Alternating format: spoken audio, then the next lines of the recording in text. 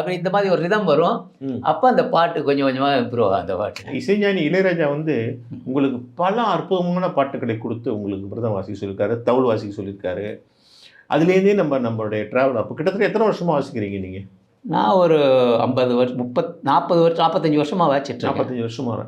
இளையராஜாக்கு முன்னாடி உங்களுக்கு வாய்ப்பு கொடுத்தது கங்கை அமரன் இல்லையா? கண்டிப்பாக இன்னைக்கு நான் நல்லா இருக்கேன்னு சொன்னால் அவர் போட்ட பிச்சை தான் அது. உண்மையே கங்கை அமரன் கூடவே எனக்கு இருந்து எனக்கு எல்லா வழிகாட்டினார். நிறைய எனக்கு மியூசிக்கில் எனக்கு நிறைய நான் இன்றைக்கி இம்ப்ரூவ் ஆகிருக்கிற காரணம் அங்கே வாசித்து தான் மற்ற இடத்துல வாசித்தேன். ஸோ கங்கை அமரன் தான் நீங்கள் முதல்ல வாசிச்சிங்க?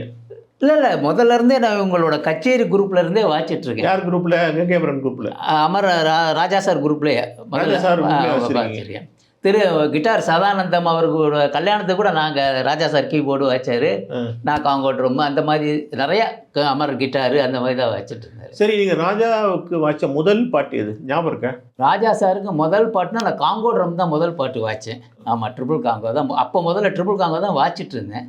அப்போ முதல்ல வாய்ச்ச பாட்டு வந்து தீபம் படத்தில் பூவிழி வாசலில் யாரடி வந்ததுன்னு ஒரு கிளியே கிளியன்னு ஒரு பாட்டு வரும். ஆமாம் ஆமாம் ஆமாம். அந்த பாட்டு தான் முதல் நான் காங்கோ ட்ரம் வாய்ச்சேன். அதுக்கு முன்னாடி நான் அவருக்கு கச்சேரி, அன்னக்கிளி கச்சேரி, அன்னக்கிளி இப்போ பத்திரகாளி அதெல்லாம் வரும்போதெல்லாம் நான் அவரோட கச்சேரி குரூப்பில் நான் காங்கோ ட்ரம்ல எல்லா பாட்டும் நான் அந்த வாசிப்பேன். அந்த காலத்தில் அப்படி தான். அப்போ கச்சேரி வாசிக்கிற காலத்தில் நான் அவர் கூட இருந்தேன். ஆனால் கச்சேரிலாம் உங்களை அழைப்பாரை வந்து ரெக்கார்டிங்கு, சினிமா ரெக்கார்டிங்க்கு அவர் அப்போ வந்து முதல்ல ரெக்கார்டிங்கில் நுழையிறது கஷ்டம் அந்த டயத்தில். அப்போ வந்து நான் அவரோட கச்சேரி பிகினிங்கில் தான் வாசிச்சுட்டு இருந்தேன்னா சொல்கிறத வாசிப்பேன்.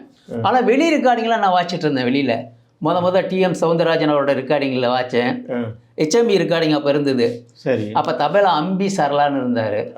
அப்போ டிகே கல்யாணம் அவரோட பையன் அவர் தான் என்னை ரெக்கார்டிங் போட்டு போவார். அவர் தான் மற்றவங்களுக்கெல்லாம் இன்சார்ஜாக இருந்தார். யார்? டிஎம் சவுந்தரராஜனுக்கு, எம்எஸ் சுப்புலட்சுமி அம்மாவுக்கு எல்லாத்துக்கும் அவர் இன்சார்ஜாக இருந்ததுனால அவர் கூப்பிட்ற எல்லா ரெக்கார்டிங், ஹெச்எம்பி ரெக்கார்டிங் எல்லாமே நான் வாசிப்பேன். அதில் ஒரு பாட்டு டிஎம் சவுந்தரராஜன் அவர் வாய்ச்ச பாட்டில் ஒன்று கல்லானாலும் கடவுள் அந்த ஒரு பாட்டு இருக்கும். கல்லானாலும் திருச்செந்தூரில்